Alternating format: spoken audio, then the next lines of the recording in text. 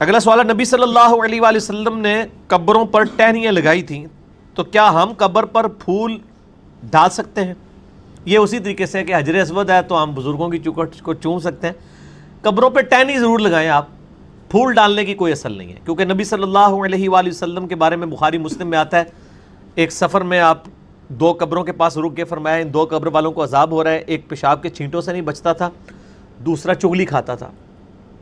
پھر آپ نے ایک ٹہنی اپنے مبارک ہاتھوں سے توڑی، اس کے 2 حصے کیے،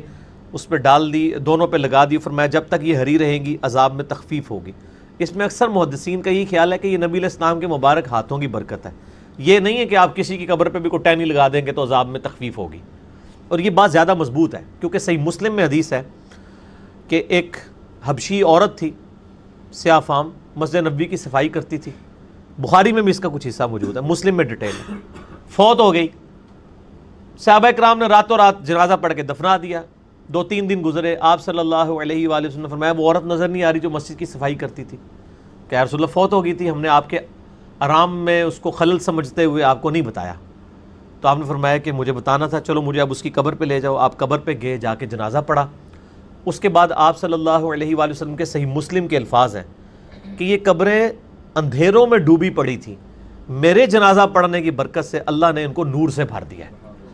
اب یہ بڑا سبحان اللہ بھی ہے اور استغفر اللہ بھی پڑھیں کہ وہ قبریں بریلوی دیوبندی والے حدیثوں کی نہیں تھی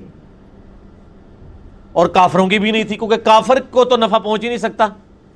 جو شرک پہ مرا ہے اس کو نبی کی دعا سے تو نہیں ہوگا، وہ تو قرآن میں سورہ التوبہ میں باقی جگہوں میں بھی آیا کہ کسی نبی اور اہل ایمان کے لیے شایع نہیں کہ وہ کافروں کے لیے دعائے مغفرت کرے، کیونکہ وہ تو ایکسیپٹ نہیں ہونی،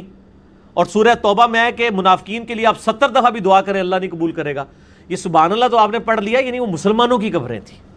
اور نبی علیہ السلام کے مبارک زمانے کے مسلمان تھے، یعنی اصحاب تھے، تو بڑا خطرناک معاملہ ہے۔ یہاں تو آپ بزرگوں کی نسبتیں لے کے بیٹھے ہوئے ہیں کہ جی ہم بچ جائیں گے، جنہوں نے حضور کی صحبت بھی کی ہوئی ہے، نبی علیہ السلام فرما رہے ہیں میرے جنازہ پڑھنے کی برکت سے ان کی قبریں جو ہے نور سے بھری گئی ہیں،